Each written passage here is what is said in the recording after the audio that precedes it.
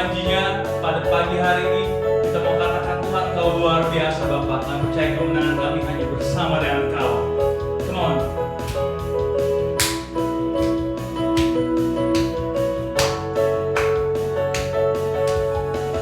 Angkatlah tinggi panjinya dan sorakanlah kemenangannya, kemenangannya. Belenggu telah dipatahkan, kutuk dan maut telah dikalahkan, telah dikalahkan oleh darah yang bebaskan, yang bebaskanku. Kaulah Raja yang hebat, kebangkitanmu di dalamku, di dalamku. Tiada takut dan gentar, kemenanganku bersamamu, bersamamu. Yes Tuhan, kami percaya Engkau lebih besar dari segala masalah yang kami hadapi Tuhan. Kami percaya bersama Engkau kami keluar menjadi pemenang. Angkatlah tinggi panjinya dan sorakanlah kemenangannya, kemenangannya. Belenggu dipatahkan, belenggu telah dipatahkan, kutuk dan maut telah dikalahkan, telah dikalahkan oleh darahmu yang bebaskanku. Come on. Kaulah Raja yang hebat, kebangkitanmu di dalamku, di dalamku. Tiada takut dan gentar, tiada takut dan gentar, kemenanganku bersamamu, bersamamu.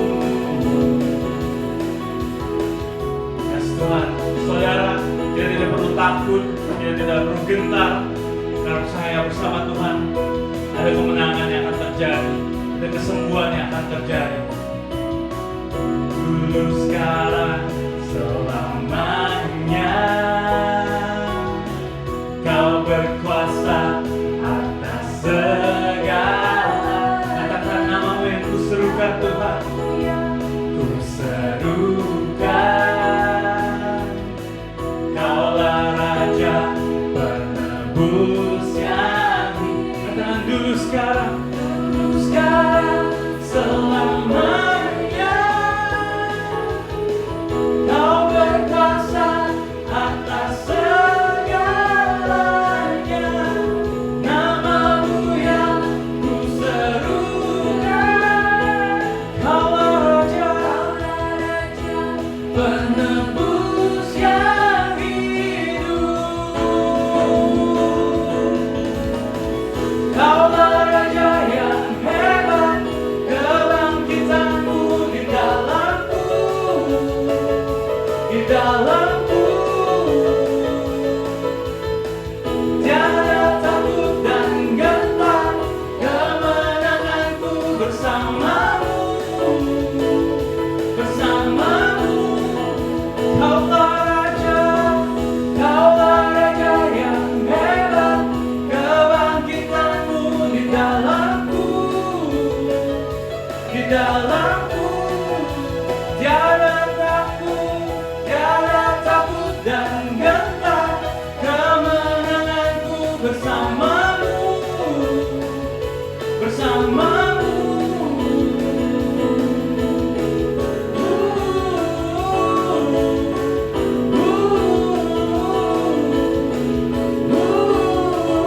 Bersamamu. Haleluya, haleluya. Tuhan, kami percaya Tuhan, kami menang bersama dengan Kau. Amin.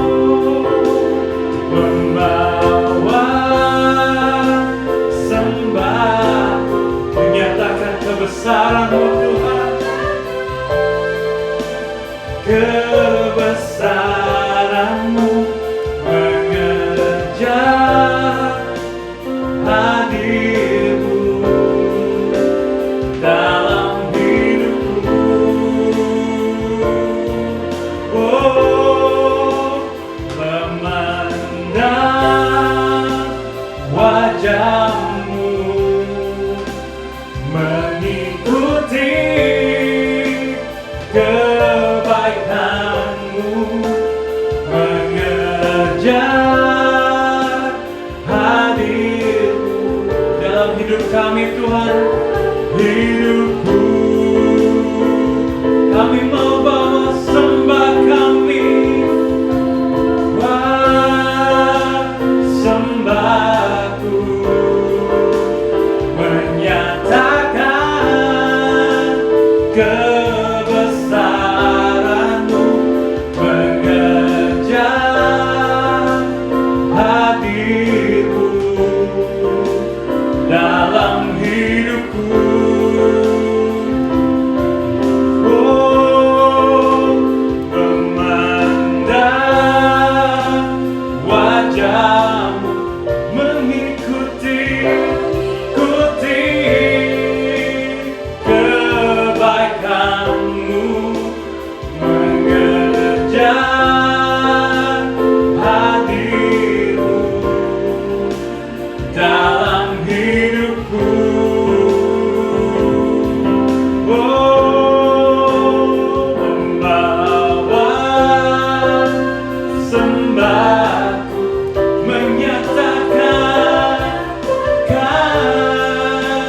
kebesaran-Mu, mengejar hadir-Mu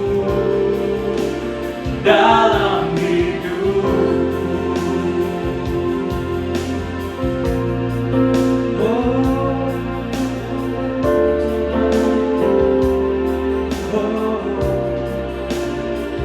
Terima kasih Tuhan untuk semuanya Tuhan.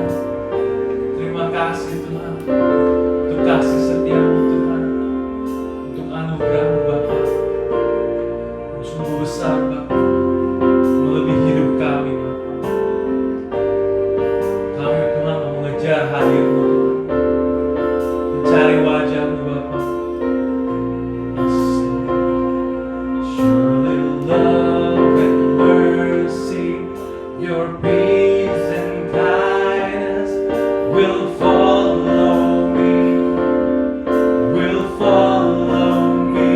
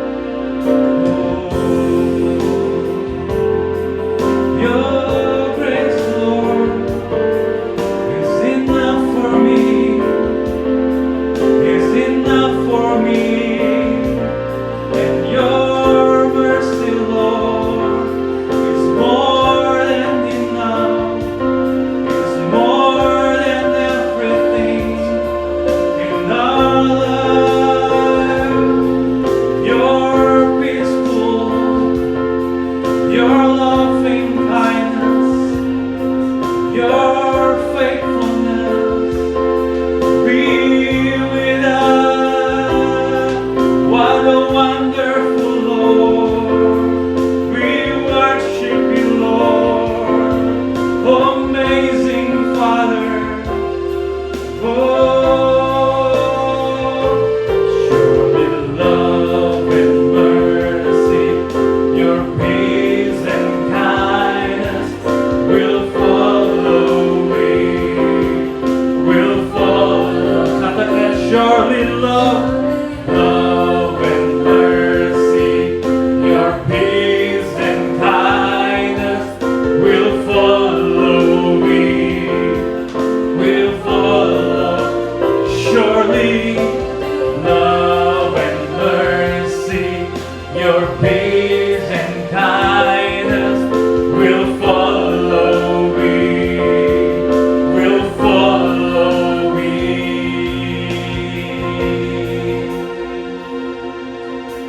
Terima kasih Tuhan. Tuhan, makasih Tuhan untuk mujizat keselamatan-Mu Tuhan yang sangat luar biasa dalam hidup kami Tuhan. Tuhan, kami Tuhan yang tidak layak Tuhan, Kau layakkan kami kembali Tuhan. Kau mengangkat kami Tuhan dari lembah yang kelam Tuhan, dari lumpur yang dalam Bapa. Dan Kau membawa kami Tuhan ke terang-Mu yang ajaib Bapa. Tuhan, Kau sungguh luar biasa Tuhan. Bapa, dengan apa kami mengembalikan kebaikan-Mu Tuhan selain kami melayani hidup. Kami melayani Engkau Tuhan dengan hidup kami Bapa. Tuhan, Kau percaya Tuhan,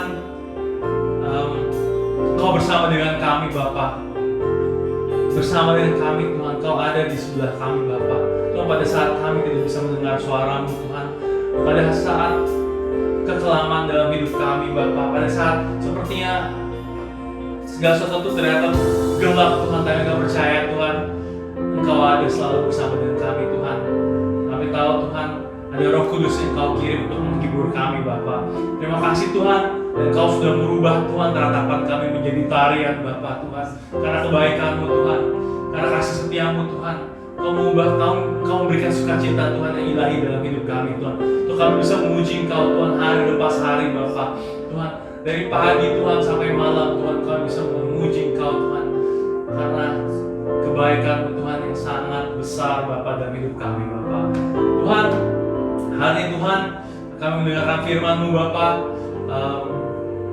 Tuhan, kami berdoa Tuhan agar firman-Mu Tuhan itu bisa tertanam di hati kami Tuhan. Tuh kami bisa Tuhan menjadi pelaku firman-Mu Tuhan, bukan saja menjadi pendengarnya Bapa. Tuhan, kami cintakan Kau Tuhan. Kami mau mengenal wajah-Mu Bapa. Tuhan, kami berdoa juga Tuhan untuk jemaat-jemaat-Mu Tuhan tempat ini Bapa, untuk mereka Tuhan untuk bisa punya kehausan Tuhan, untuk mereka bisa mau mengenal Kau lebih dalam lagi Bapa. Percaya Tuhan, ada banyak rahasia-rahasia yang Kau mau bicarakan Tuhan, Kau mengungkapkan kepada kami Tuhan. Karena Kau mengasihi Tuhan dan Kau memberikan rahasia kepada orang-orang yang mengasihi Engkau Bapa. Thank you Tuhan. Bapak, kami mau excited Tuhan untuk mendengar firman-Mu Bapak. Hanya dalam nama Yesus kami bersyukur, kami percaya, katakan amin. Selamat berhari Minggu Bapak Ibu Saudara, kita akan mendengarkan firman persembahan yang akan dibawakan oleh Ibu Kim. Mari kita memberikan dengan sukacita. Amin. Mari kita memberikan yang terbaik persembahan buat Tuhan. Pada siang hari ini sebelumnya kita baca di Lukas 21 ayat 1 sampai 4. Ya. Ketika Yesus mengangkat mukanya, ia melihat orang-orang kaya memasukkan persembahan mereka ke dalam peti persembahan. Ia melihat juga seorang janda miskin memasukkan 2 peser ke dalam peti itu. Lalu dia berkata, "Aku berkata kepadamu, sesungguhnya janda miskin itu memberi lebih banyak daripada semua orang itu. Sebab mereka semua memberi persembahannya dari kelimpahannya. Tetapi janda itu memberi dari kekurangannya, bagaikan ia memberi seluruh nafkahnya." Ya, kita melihat daripada kisah ini, jika kita mengasihi Tuhan, ya, mari kita taat perintah Tuhan. Walaupun dalam kekurangan, kita taat ya, memberi untuk pekerjaan Tuhan. Kedua, Tuhan sangat menghargai pengorbanan seorang janda itu. Sekalipun dia hanya punya uang 2 peser. Makanya Tuhan memperhatikan persembahan seorang janda. Ya, berarti dia menarik perhatian Tuhan. Dia tidak menjadi orang yang egois ya untuk mementing diri sendiri, tetapi dia tahu ya tujuannya, pemberiannya itu karena dia mengasihi Tuhan, hanya untuk kemuliaan Tuhan. Mari siang hari ini kita berdoa, kita memberi yang terbaik persembahan kita. Tuhan Yesus, pada siang hari ini kami memberikan yang terbaik buat Engkau. Kami mau belajar Tuhan, sekalipun Tuhan Yesus kekurangan, tapi lewat perintah yang Kau berikan kepada kami mau lakukan, kami mau taat untuk memberikan yang terbaik kepada Engkau. Tuhan, Kau tidak akan melihat seberapa keuangan kami, tapi Kau melihat hati kami mengasihi Engkau dengan pemberian kami. Mari Tuhan, Engkau berkati kami, jemaat Sitri, jemaat yang suka gemar memberi dan memberi Tuhan. Terima kasih Tuhan, di dalam nama Tuhan Yesus kami berdoa dan kami mengucap syukur. Haleluya. Amin. Halo, selamat berjumpa kembali dengan Joshua Winter di sini. Saya berdoa dan berharap setiap saudara tetap mempunyai semangat di dalam menghadapi masa-masa seperti ini, punya different spirit. Nah, tema saya pada hari ini adalah bagaimana kita mengembangkan roh yang luar biasa. How do we cultivate a different spirit? Roh yang berbeda, roh yang luar biasa. Roh yang seperti ini yang membuat Allah senang dan mau untuk bersama-sama dengan kita dan memberikan dan memenuhi janji firman Tuhan. Nah, mari kita simak dari Bilangan 13 ayat 1 sampai dengan 2. Dikatakan di situ Allah memerintahkan Musa untuk memilih 12 orang pemimpin dari 12 suku Israel untuk menjadi pengintai, untuk melihat tanah perjanjian, tanah Kanaan, dan mengambil hasilnya dan untuk memberikan bukti kepada seluruh umat Israel bahwa tanah yang diberikan Tuhan adalah tanah yang baik. Nah, ini menarik sekali karena dari 12 orang ini mereka mempunyai kemampuan yang sama. Mereka punya kompetensi yang sama, punya skill yang sama. Tetapi 10 orang itu nggak bisa masuk dalam tanah perjanjian. 2 orang bisa masuk dalam tanah perjanjian, itu Joshua dan Kaleb. Nah, Bilangan 14 ayat 24 mengatakan bahwa Kaleb itu mempunyai jiwa yang berbeda. Dalam bahasa Indonesia dikatakan. Tapi dalam bahasa Inggris dikatakan, for Caleb have a different spirit. Dia punya excellent spirit, roh yang luar biasa, roh yang dikembangkan. Itu nggak terjadi serta-merta begitu saja. Nah, ada banyak janji firman Tuhan yang Tuhan berikan, tapi nggak setiap orang percaya itu bisa menggenapinya atau merasakannya. Itu bergantung daripada kita mau tidak mengikuti Tuhan dengan sepenuh hati dan mau terus-menerus untuk dikoreksi oleh Tuhan. Nah, dikatakan di dalam kita berkomunikasi, cara kita berkomunikasi diekspresikan melalui 3 hal, yaitu melalui perkataan kita, words, melalui bahasa tubuh, gesture, dan juga melalui roh, melalui spirit. Nah, pernahkah saudara ada dalam sebuah ruangan, tiba-tiba ada seorang yang masuk dan semua orang wow, melihat orang itu sepertinya mengagumkan, punya karisma, padahal dia belum berkata apa-apa. Nah, saudara juga mungkin bisa melihat ada seorang wanita yang elegan masuk, dan seorang mengatakan dia adalah seorang model, seorang yang cantik, dan semua juga terkesima. Tetapi waktu seseorang itu mulai berkata, perempuan ini yang cantik ini mulai berkata-kata, ya beberapa kalimat, Anda nggak impress dan mengatakan, oh, she's no good. Kenapa? Karena spiritnya itu beda. Nah, dikatakan dalam firman Tuhan bahwa kita perlu punya spirit yang baik ini. Di dalam 1 Petrus 3 ayat 4 dikatakan, tetapi perhiasanmu ialah manusia batinia yang tersembunyi oleh perhiasan yang tidak binasa, yang berasal dari roh yang lemah lembut dan yang tentram, yang sangat berharga di mata Allah. Dikatakan a meek and a quiet spirit which is precious in God's sight. Jadi roh yang berbeda ini yang menarik perhatian Allah. Jadi bukan saja para wanita secara eksternal itu cantik, tetapi juga kita perlu mengembangkan, dikatakan a quiet, a gentle spirit. Itu yang membuat roh yang luar biasa dan Allah berkenan pada setiap saudara. Jadi Sifat manusia batinia itu dampaknya kepada apa yang kita lakukan. For whatever we do, itu berdampak daripada roh kita. Kalau kita punya roh yang positif, maka segala sesuatu jadi hal-hal yang kelihatan positif. Tapi kalau Anda punya roh yang negatif, segala sesuatu juga akan going down. Kalau Anda punya roh yang kritikal, selalu komplain, semuanya juga jadi going down.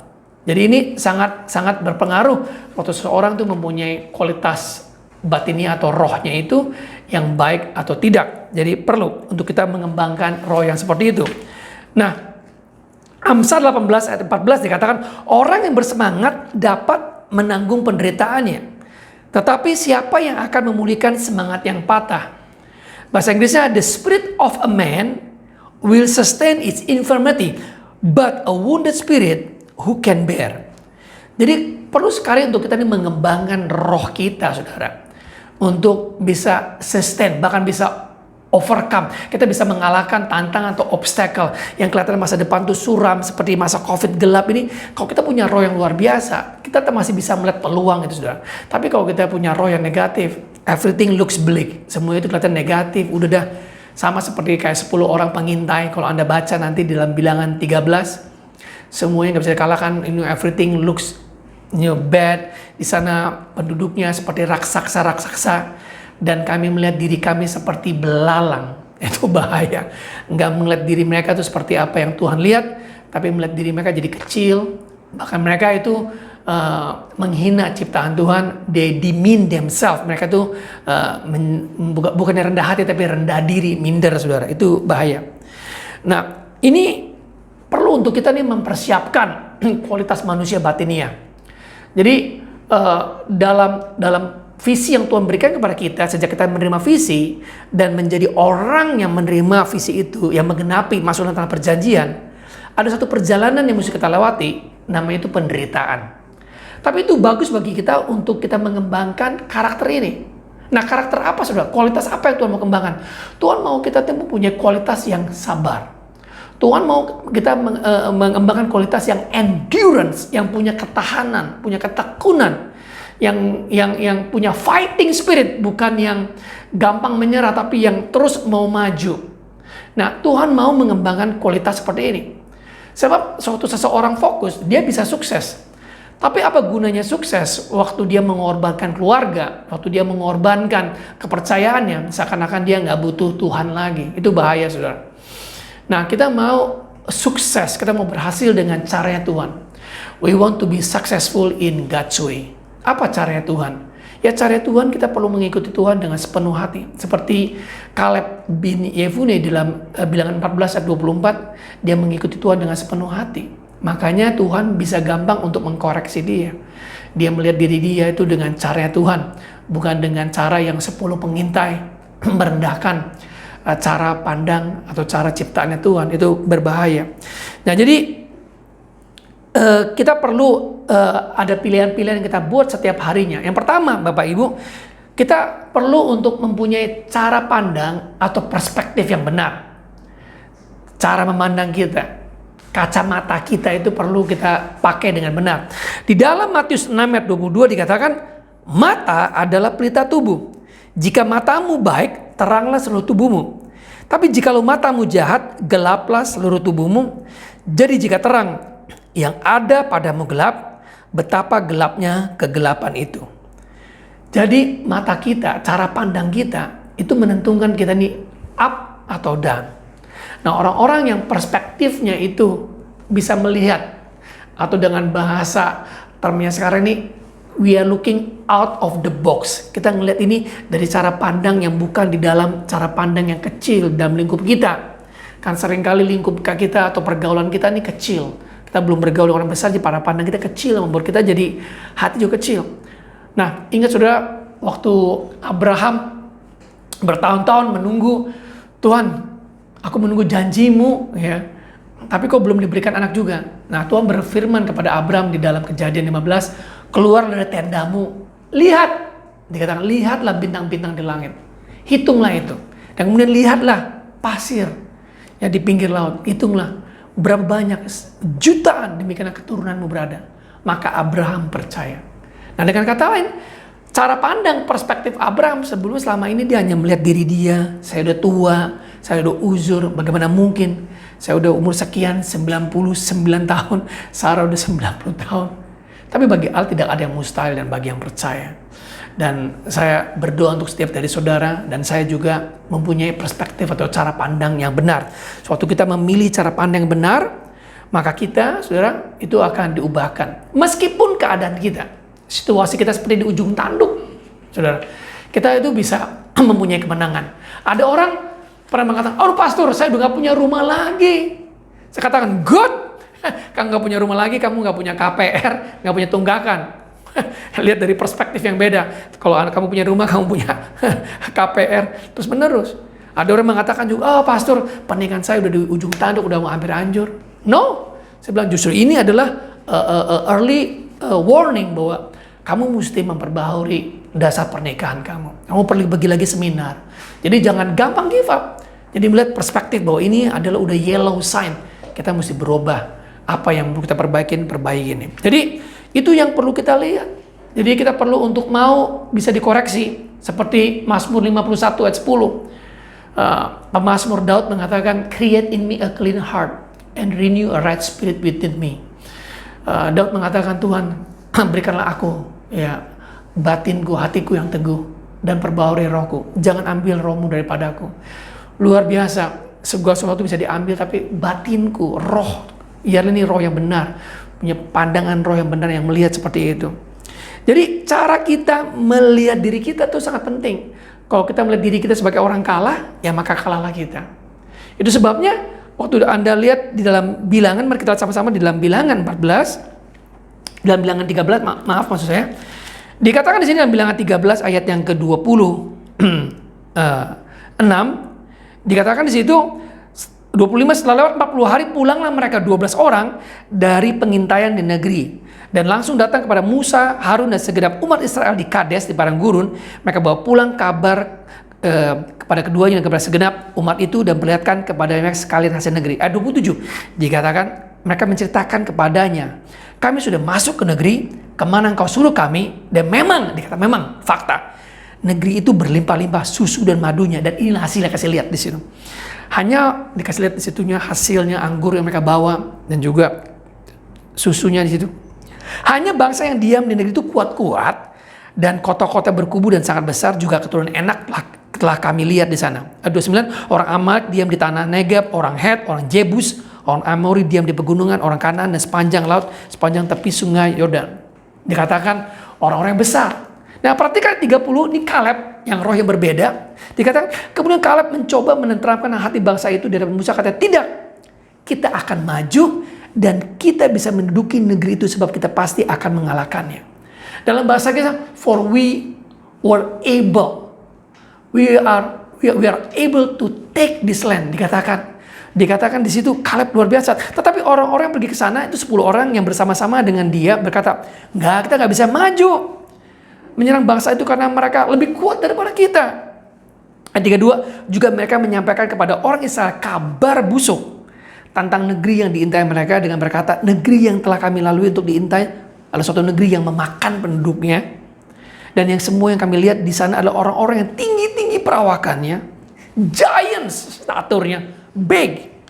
Juga kami lihat di sana orang-orang raksasa, orang enak yang berasal dari negeri orang raksasa, dan kami lihat diri kami seperti belalang, dan demikian juga mereka terhadap kami. See, the way they perceive themselves, cara mereka memandang, perspektif pandangan mereka. Meskipun mereka punya skill, kemampuan yang sama seperti Joshua dan Kaleb, tapi mereka melihat diri mereka sebagai orang yang kalah seperti belalang. Sangat mengerikan sekali ciptaan Tuhan, orang dilihatnya seperti belalang, saudara. Itu satu. Jadi kita perlu mau untuk terus-menerus dikoreksi cara memandang kita. Yang kedua, kita perlu pastikan masa lampau kita, our past. Seringkali masa lampau kita tuh menahan kita. Ya, masa lampau kita karena mereka dulu sebagai budak, mentalitasnya budak. Nah, jangan sampai kita masa lampau kita menahan kita. Kita mesti bereskan. Meskipun dulu pernah kita jadi hamba dosa, tapi meskipun ada banyak penderitaan, Tuhan izinkan semuanya itu. Dan kita mesti bereskan semuanya itu. Penderitaan itu bereskan. Bersyukur dengan dari Yesus telah menebus. Tapi kalau ada hal-hal emosi kita yang masih belum beres, dibereskan, saudara. Supaya kita nggak terkungkung dalam itu. Kemudian mengenai masa depan. Kalau masa lampau kita memberikan instruksi kita, bagaimana kita nih belajar di pengalaman, masa depan kita memberikan inspirasi. Itu sebab kita perlu mempunyai gambar masa depan. Atau bahasa yang bisa dipakai itu visi. Kita perlu melihat bahwa kita nih, we are more than able to conquer the land. Kita bisa. Kenapa? Bukan percaya kemampuan kita saja, bukan saudara, tapi kepada kemampuannya Allah. Allah yang memberikan, dia pasti memberikan dengan caranya dia, bukan dengan cara-cara yang biasa. Itu sebabnya sangat penting untuk melihat diri kita dari perspektifnya Allah. Yang kedua, kita perlu untuk mengembangkan cara mengukur kesulitan itu dengan level yang benar. Karena yang 10 itu mengatakan kita nggak akan bisa.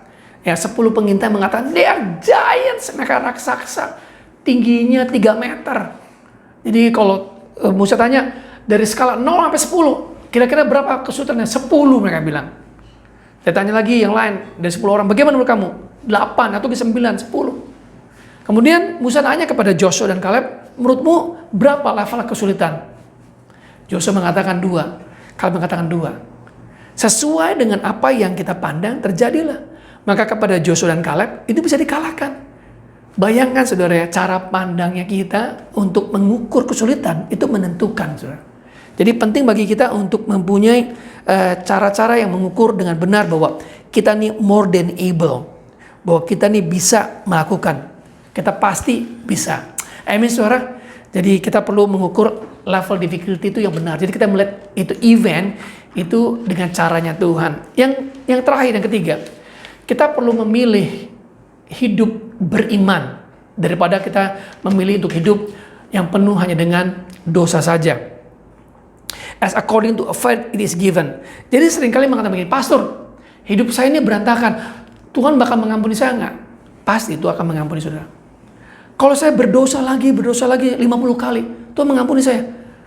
Tuhan pasti mengampuni Anda. Meskipun 50 kali Anda berdosa, Tuhan mengampuni. Wow.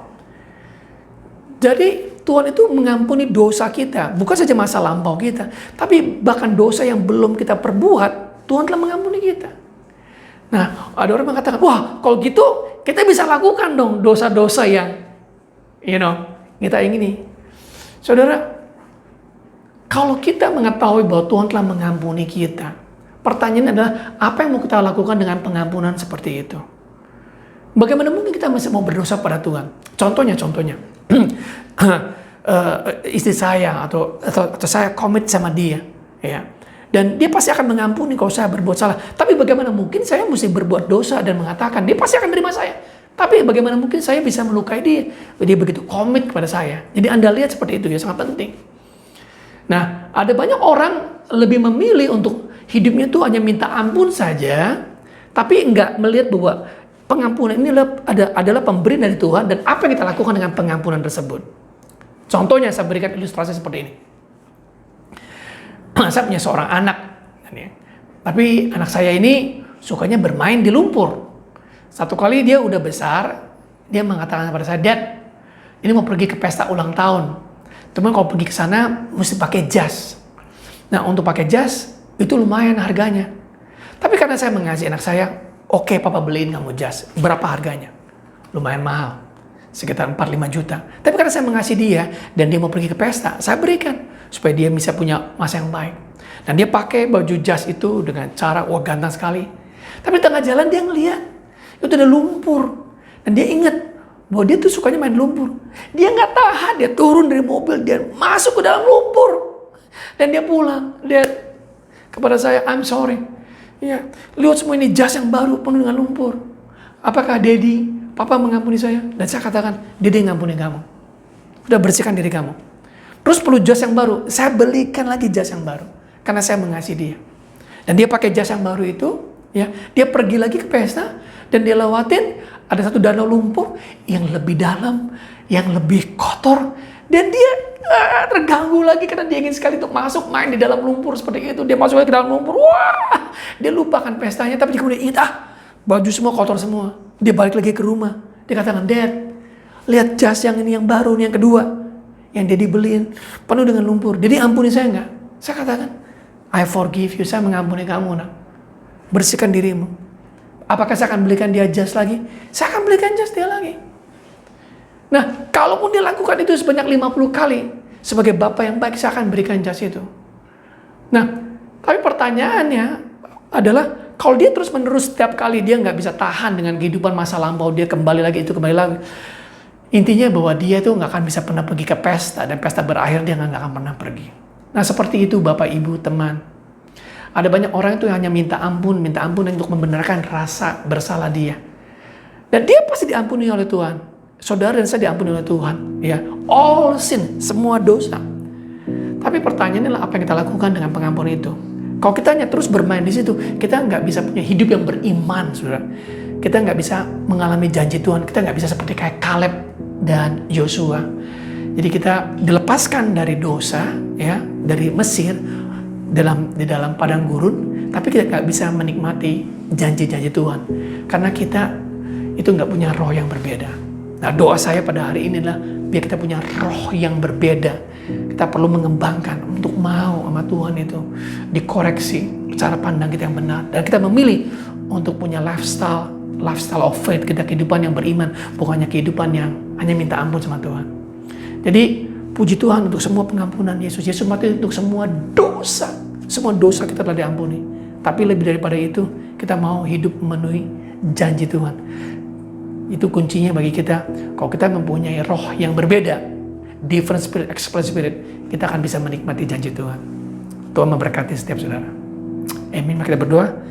Bapa, berkati setiap orang yang telah mendengarkan firman Tuhan ini, untuk Roh Kudus memberikan inspirasi, penerangan, supaya setiap firman itu bisa bangkit dan menjadi iman dalam kehidupan setiap orang yang mendengarkan. Di dalam nama Tuhan Yesus. Amin.